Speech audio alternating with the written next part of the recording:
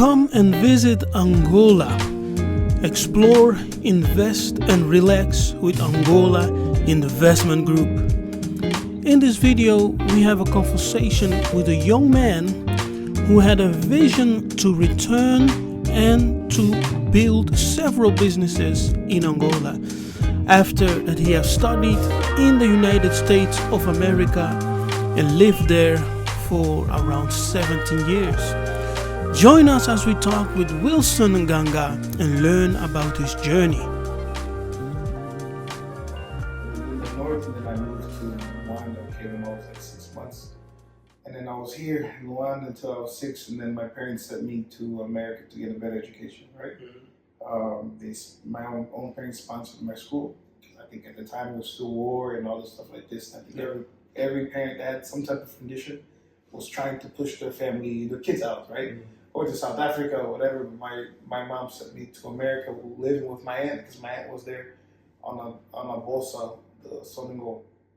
And then for me, I've always thought that I was a little bit more fortunate. Like as you grow up, you're like shit. Like I was always coming back. Like one time I was there for like 3 years, didn't come back, but after I started coming back every year. Or my parents went there, so you start seeing the country, you start seeing your cousins. I didn't really know anyone here, so you start feeling that you're a little bit more fortunate enough, right? Yeah. You're more fortunate than the rest of the economy, right? So my whole goal was always to get into the business sector and bring some sort of value to the economy. So there in America, I played sports and American football and basketball. And American football, I had a football scholarship there, so it taught me a lot of discipline. Sports in general teaches you discipline, teamwork. How to work with team, how to keep waking up and keep practicing. So after this, we went to college. I was playing college football there, and then I started my first business a little bit before college, which was like Ambitious Stars, which was like a bracelet company. It was just testing things out, and we did the brand there in America. We sold some here, we sold it there. And then after, I opened a brand called Transit Delivery with my college roommate, which is just like Puka, food delivery. And the whole goal was I remember I still have this business plan. I went to, one year I came back here, I showed it to my parents, I want to do this. I first did it there, and then... Which one was that? It's called Transit Delivery. Yeah, the one like to Puka. Yeah, I first did it there with the hopes of like 2 years I'll do this in Angola. I did it there, and then it worked in America with my college roommate. It was in Muncie, Indiana, which taught me. I knew how the business worked. After, by force, I had to come back in Angola, so I came back to Angola, and then by force. Yeah, by force. I didn't want to. I mean, my goal was always to come back, but my parents always thought, as soon as I started my business in America, they always wanted me to come back. Yeah. But they thought I didn't want to come back. I don't know why. So as soon as I started my business there, they were seeing that it was growing. I think you was comfortable over there. No, I was building. You're building. So like you already have your 2-3 year plan. So you're working on it. And then my parents kind of forced me to come back. Mm-hmm. Like I came back to visit my newborn niece, which I was like, Padim. Yeah. And then the day I was going to go back, my passport disappeared. But it was like, my mom stole my passport. You know what I'm saying? That's what I'm saying. It wasn't by force. Stay here. Yeah. Stay here. It was at that time, it was very uncomfortable. Mm-hmm. But it's like, you're uncomfortable, you're like, shit. It's like, now I'm in Rwanda, what do I do? Because everyone here is just your family. You don't have any friends. So then I started going to my family business office there. Started making a business plan called like Nelly Deliveries. Mm-hmm. Nelly's like my sister's name, and I was trying to, no choice. I was trying to do this while I was trying to get a new passport. You know what I'm saying? Yeah. I was getting, the sad part is my business partners there. They're like, what the hell? Why don't you come back? They don't How did you understand. react to that? Oh, they're sad, but they know how real I am. I'm like, hey guys, I'm just handling this. But what did you tell? What did you say? Did you say I lost my passport? At that time, my passport just disappeared. Yeah. And then I just had to. I knew something was going on because no one was helping me. My family, which they had the conditions to help me treat a new passport, didn't. So if all the big stars now are Tyler, Davido, you know what I'm saying? And In every way, you see Africa is popular. it's popular. So once the culture is this big, naturally the business is gonna follow. You know, so because in America, people before didn't care about Africa. People don't even get scared of Africa because of what was the image, what was on the media before, you know. Because even for me, I'm from Angola, but I think it's like lions and tigers. They have no idea, but this is what, and I'm thinking like it's like, but this is what Americans or Europeans wanted because those guys are here taking our natural resources. They didn't want any competition. You know what I'm saying? True. And they didn't want us to wake up to it. You know, so it's like now Africa's open. Business is booming. Like I see now, it's like everything produces in Angola. I've never seen a country this rich, from diamonds, oil, coal, rubber, lithium. You know what I'm saying? Everything. Then you go to any bio in Angola, you see a mango tree, you see a coconut tree. It's crazy. That's crazy. You know what I mean? And you see what happens. Like people, sometimes these Chinese people, they take things from here, they ship it to their country, and then we buy it back. Like we buy it back. We buy back our own product. That's what happened. That's what happened. Yeah, so it's I see the future is definitely Africa's natural resources and also agriculture because we're growing. Angola's are growing. I don't know what that, but we're producing a lot of people, a lot of kids here. True. So soon, in the next 5 years, we're going to have 55, 60 million people. So, and these 60 million people need to eat. Just think about it. They need to eat. We have one of the best land for agri. There's not enough real entrepreneurs that are focused on agri. The government's giving so much cash on this, but they're giving cash to people that they get the cash and they just buy a car, a house, or whatever. They're not actually investing in the business, you know. But if they just invest like 3, 4, 5 years, they make money for the rest of their life. But the government is giving a lot of cash in what way? As a loan? Or they're giving loans. Yes. Yeah, I heard about it. Low interest loans for agri. Just loans for startups. They're giving a lot. But they're giving it to who? You understand, right? Right. So it's like I feel like I started backwards, but I got my name. It was good, right? And many people in the market, a lot of Angola or Africa is a lot about trust, right? So what I did is got my name, and a lot of people trust me now, right? So it's like I go to any bank and get money and start, right? Because they know I deliver. But I feel like in businesses like agri or mining, right? It needs more real Angolan entrepreneurs to focus on this. The same way I did tech, and a lot of people was influenced to do tech, and a lot of people did invest in tech, whatever, because they seen someone did it, which is good.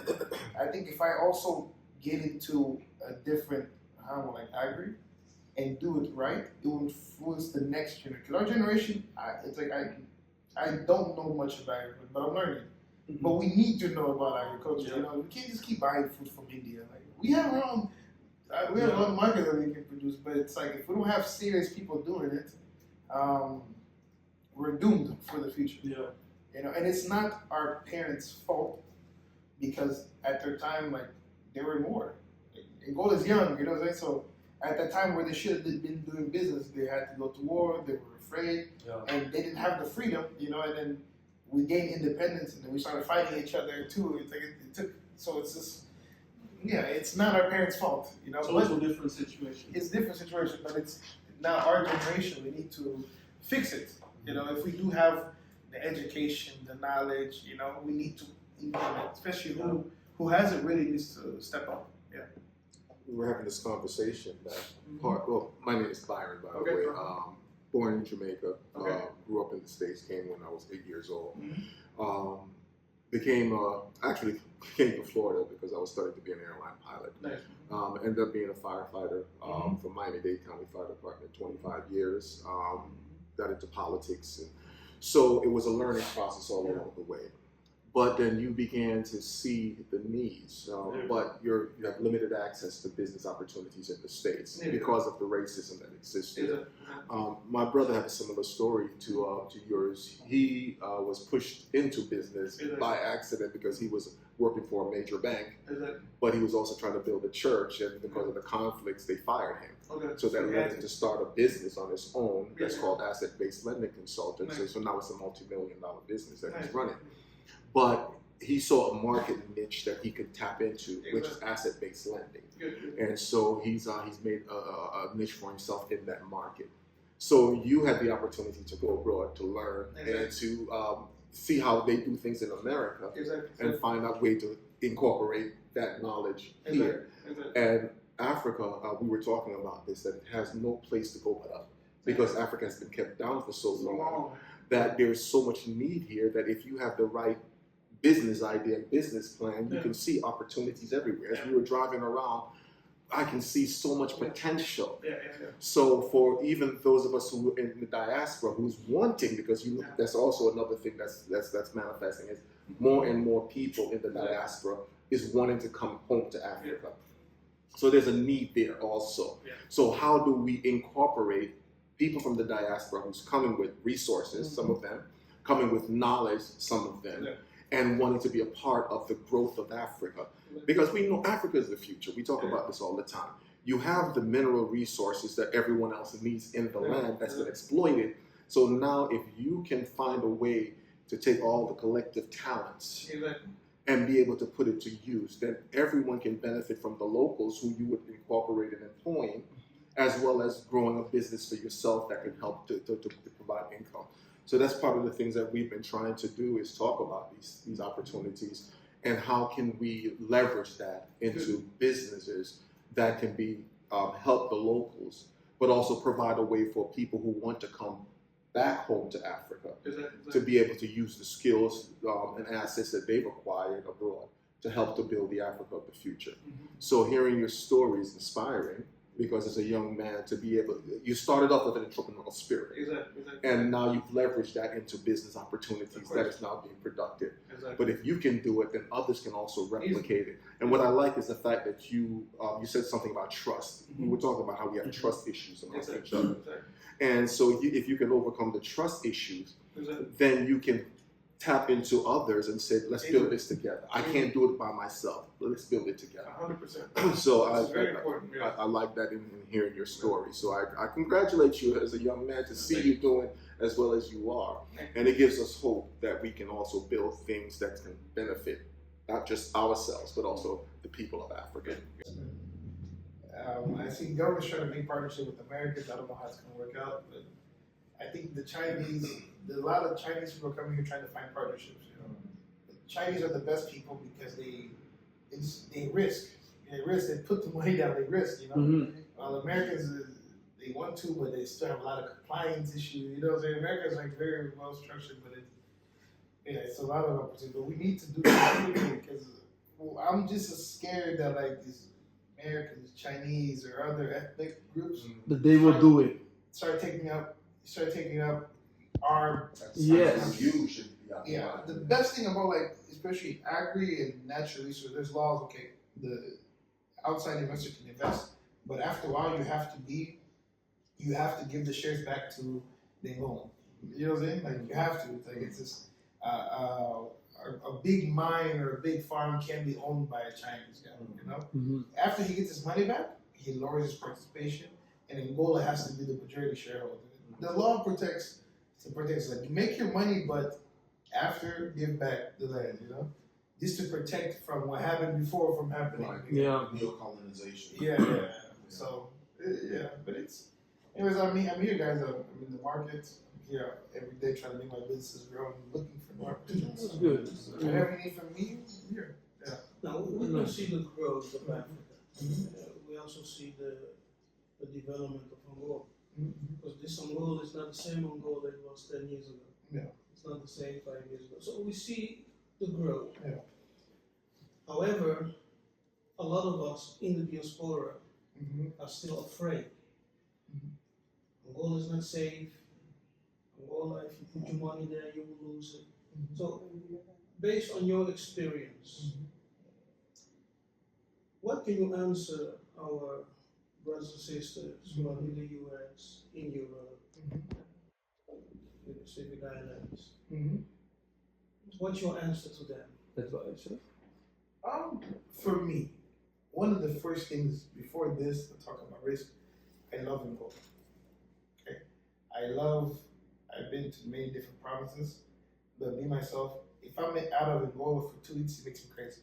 I only go out for 10 days, and it still makes me crazy because I love the beach. I love the sun. I love the people. I love the culture. I love the food. I love my buffet. I love my food. I love. You know? So before we get into like the business, I love.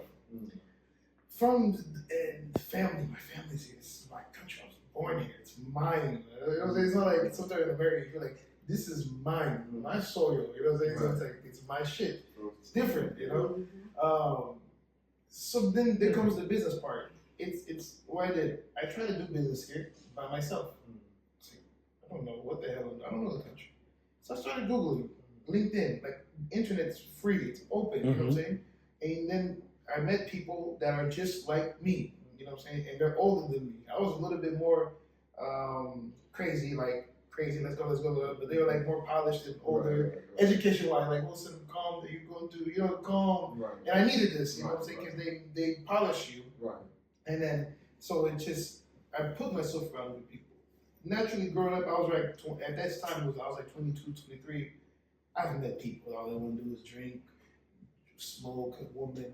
I could have easily just went that direction. I could have went that direction, like because I met people like this. You know what I'm saying? I still. It's not like they're my friend. I'm like, hey, you good? It's like this is not the person, the type of group people that I want to be around. I surrounded myself all people that were just like me. Like, every day we did the exact same thing, you know.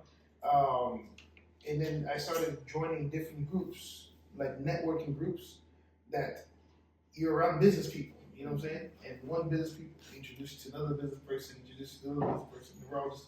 This is like the network effect. So I've always positioned myself with a group of people that were just like me. Like I said, for anyone that's like, oh, we're gonna get stolen from people or shady, it's not. Angola has gotten way better. We don't have any of this problem anymore. But you need to put yourself around good people. Because even for me, I was in America. Like I went back to America like last year. Like the same people that used to do the same thing. They're still doing the same thing. I go back, I'm so pissed off at their life, getting a lot of weight. You know what I'm saying? They hated Trump, they hate Biden, you know. They just talk so much shit about they don't like America, they don't like taxes. They just only complaints. But refuse to do anything about it or change their circumstance. But now look, the people that I grew up with there, like the people that were just like me, that I created a business with here in America, my roommate, they're here. They left America. Americans. They left America to join me here in Angola.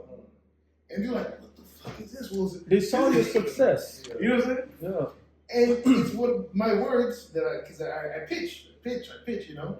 But they were just like me. Like we were the group that okay, we could go out and party one day, once a month, whatever. You know what I'm saying? But we're always focused. Now they're here. You know what I'm saying? In Africa, they've never been there. They're here in Africa. Also join forces, building.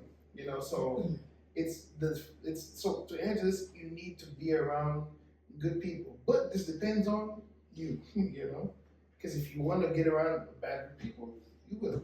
You know what I'm saying? And so it's easy to filter. Over safe, I think Angola is fairly safe. Naturally, sometimes we see bothering things because the internet just these stupid portals just want to. They need more clickbait, so they sometimes they'll put things that are very sad with people. Sometimes things happen in Angola. You know what I'm saying? Okay, if someone stole from my house, but it's like, you know, people run to share this. Yes. Angola is safe. You know, and even I'm not a really political guy at all, but I have to give value when I see this. The new president has done his job, man. It's like now 50 or 100 countries in the world can come into Angola without visas. Go to any hotel here in the city, you won't find one room. You know what I'm saying? What does this mean? Yeah. Angola is booming. He did his job. You know what I'm saying? Naturally, you can't change everything in 24 hours. Right. Even 5 years is not much. But the things are changing. You know what I'm saying? Like, things are changing rapidly. So it's like, study. Don't. And I know I see, especially a lot of people from outside, they follow a lot of revus. I don't know how you say revus. But how you say revus in English? Revu. The people that just talk crap about the government. Yeah. This guy, you know what I'm saying? It's like, just stop this political shit. You know what I'm saying? Because they're outside, they're not here. They just follow what one guy said on Twitter. They retweet it. Yeah. Things are changing. Right. Unfortunately, even the president putting people in government, like this guy can be corrupt, but he fires right away. He's a very madman. You know what I'm saying? So it's like things are changing. So it's just instead of like putting salt, let's follow. We need to be patriotic. Like we need to be Angolans. Okay, if we have a leader, let's follow our leader. Let's see we see the change, but we can't keep just talking about the bad things. You know what I'm saying? Like we need to focus. And I think we contribute to our own demise at times because we know that we've been misportrayed in the media. Yeah. And even from living in the diaspora, all we see is negative things about Africa. And he's always told us that, Byron, you know, before you make a decision, you got to come and put boots on the ground. You got to see for yourself. Exactly. You got to feel the environment. You got to sense the spirit of the people. So that's why we have traveled here, and now we can see with our own eyes. And Angola, as well as Africa, in America, you face space market saturation. Whatever industry you want to get into, you have it's saturated. But not only that, but biases against you as a black man. Because one of the things that I know about America, that you may get limited support from white folks. Limited. I live in Florida, so limited support from Hispanics. So if I don't get black people to support me, my business is not going to survive. But here, you have, number one, so much need. Number two, you have a youthful population. They're saying by the year 2050, the African population is projected to be over 2 billion people. Young, one of the youngest population, and they're hungry. So now you have a market. We were talking about Dr. Jeffrey Sachs, who was saying that if I was to give anybody investment advice, Africa would be where I would tell you to invest your money. Because within short order, Africa is going to be an economic superpower of the future. Because you have all the things going for you. You've got the resources within the ground, you've got a youthful population, and you have so much need. So you've got a good combination to where it can be taken advantage of. But once again, people are scared to make that leap. Don't be scared. Because what's going to happen is it will get to a time we're going to have a lot of millionaires. So it's like, not to be like cocky, it's like, you can see in 20 years, I'm projected to be, I'm pushing from my level. You know what I'm saying? Don't be that person and be like, no, this guy, he's corrupt. You know what I'm saying? Like, it's happening now. You don't come back now. You know what I'm saying? You need to come and work and hustle now. If you Come back now. Now. If you don't do it now, then the saturation is going to hit 15, 20 years. You know what I'm saying? I'm already saying I'm going to do mining. I'm already saying I'm going to do farming. So in 20 years, once we have the biggest farms and the biggest mining, you know what I'm saying? And you're like, oh, this guy got lucky. Like, don't do this. You know what I'm saying? Like, the time is now. So this is why you guys are doing this. Like, which is right. Like, portraying it, pushing the agenda. You know what I'm saying? So it's you said something very important at the beginning, as you were answering the question. You said you talked about love. You need to have love for your country first. And that's the main thing the diaspora lack. They don't love their own country. Crazy. There's no love. So we need to love our country. When you love your own country. Yeah, but I think it's also because they don't know. It's part of They the don't know legacy of it. slavery. That's why they need to come and visit. You know, there's a movement saying, "Oh, you also listen to slavery," and we, you know. So there's that ADOS movement. It's just we gotta stop the foolishness because this is the land of our ancestors. You mentioned it, and it's a spiritual experience for me just to come here. My first time in my life being in Africa, It's very nice. and to be amongst a sea of people that look like me. You know, we were joking and saying that, you know, when we travel places to Dubai, to Scotland, it's very seldom you see a black person. Usually when I was in meetings with politicians in Florida, I was the only black person in the room. But not to come here, and every once in a while we spot a white person, but to be amongst, it gives you a different sense of pride in your people. We're debt slaves over there. Most people over there are 2 paychecks away from poverty. And this is what I'm trying to say. This is my country. I'm fine. I've only, since the last 10 years, been back to America 2 times. After I stayed there for 17 years. I was 17 years in America. And I went back 2 times the last 10 years. It's like, that just shows, and remember I told you, it's like I came by force. Only after I won the Best Entrepreneur Award in Angola, my mom went to get my trophy. She said, "Oh, son, I gotta tell you something. I stole your passport." So actually, when you said that, I was thinking, no, not by force, but by fate. Yeah.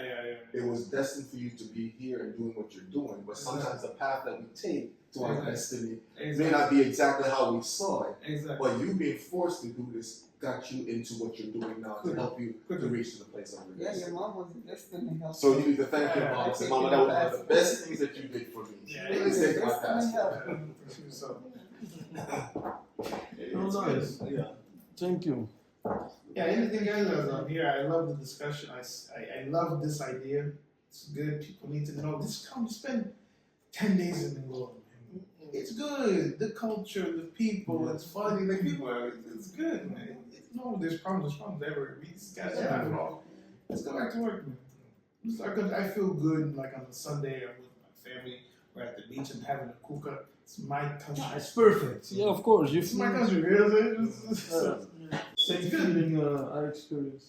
I don't know if Iverson said something about our organization. No. I think he sent out the message. I sent the message, yes. But if you want, you can. So we actually have an organization called Angolan Investment Group. We are from the Netherlands, but we were born here in Angola. So since a year, almost 2 years, we have this organization called Angolan Investment Group, where we're trying to help people to see the beauty of Angola. And that's our mission, to assist them in their journey back, to invest in Angola, to start businesses, and to get a life here. Because we believe that Angola is the future. Africa in general, but we are Angola specifically. So we believe that there is a future here for anyone. I don't think you ever seen this. I didn't think you see this. Right? What's this? It's What Africa. do you see? What do you see? Yeah, we are holding Africa. Yeah. And you represent us. Not just Angola. Focus on Angola. Africa. We highlighted Angola, but Africa, and the whole goal is to turn Africa into like a Dubai. You know what I'm saying? So every day when I'm coming here so tired, I'm walking. Yeah, we're talking about it. So I'm walking in very tired sometimes. I'm stressed. I see this. I'm like, okay, let's go back to work. Yeah. Africa is the future. Yeah. That's very, very Yes, prolific. and then we don't. And we don't. So I'm not just talking. I'm trying to.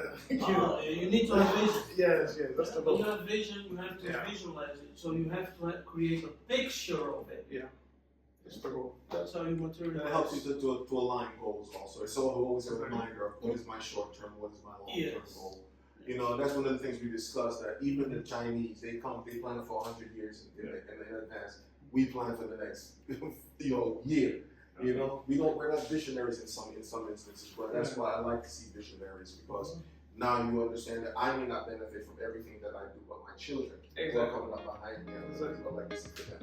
So.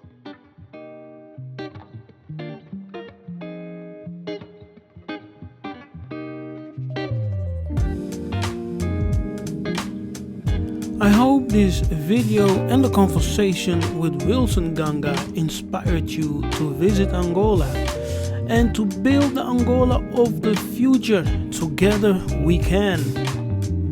Don't forget to like and subscribe to the channel, and of course share the video. Thank you very much. Muito obrigado. Until next time.